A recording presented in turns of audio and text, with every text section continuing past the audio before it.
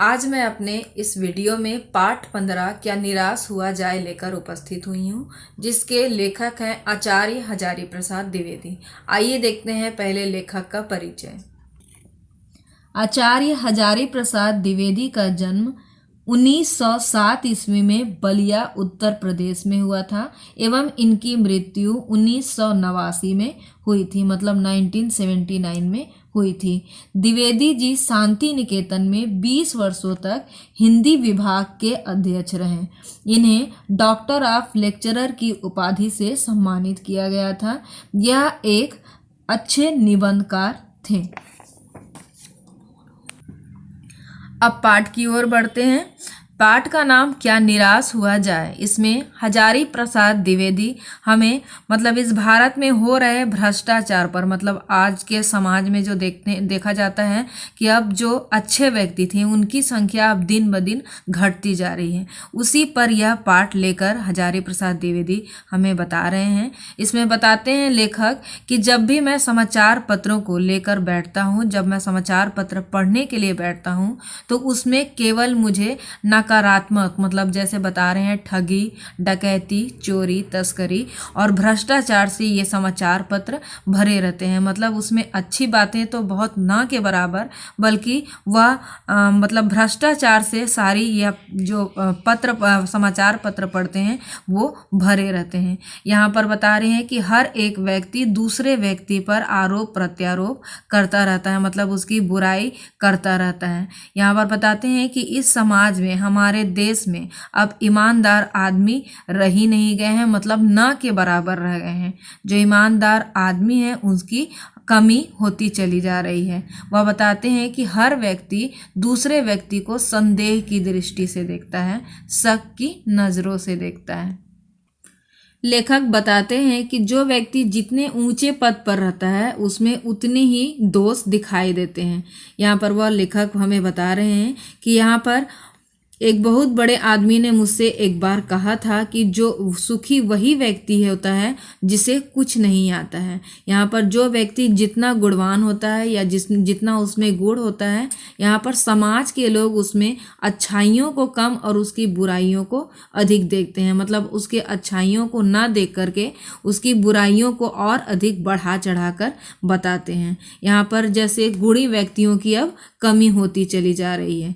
यहाँ पर बताते हैं कि हमारे देश में रविंद्रनाथ ठाकुर, मदन मोहन मालवीय और कई मतलब यहाँ पर तिलक जी के बारे में बताते हैं, गांधी जी के बारे में बताते हैं कि ऐसे हमारे देश में महान व्यक्ति थे जिन्होंने एक अच्छे भारत का सपना देखा था।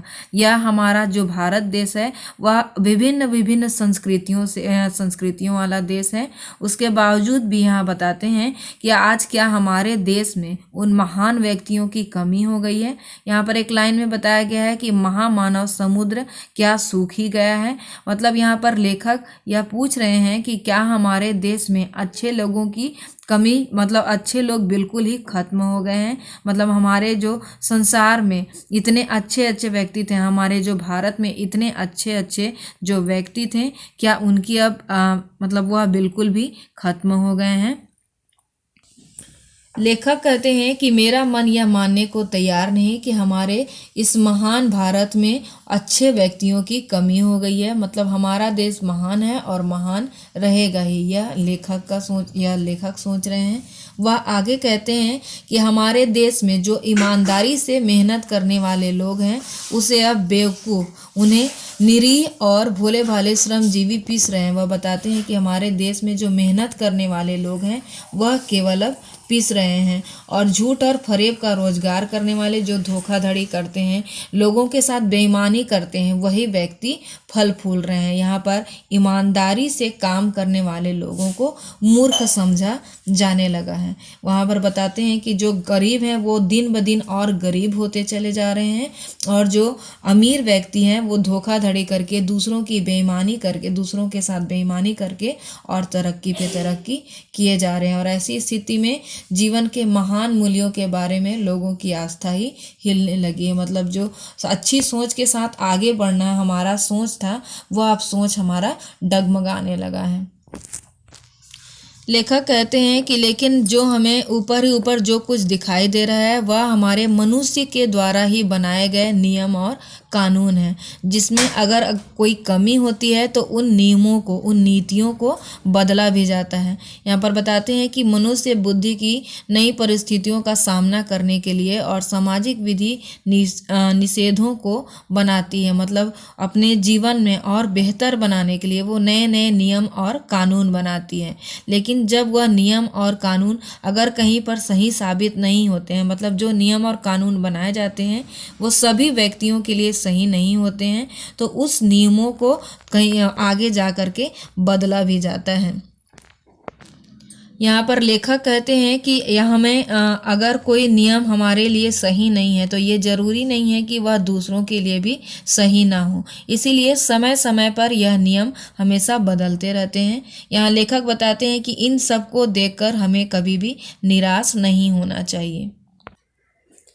और इस तरह आज हम अपने इस वीडियो को ही ख़त्म करते हैं। अब आगे मैं अगले वीडियो में लेकर उपस्थित होंगी।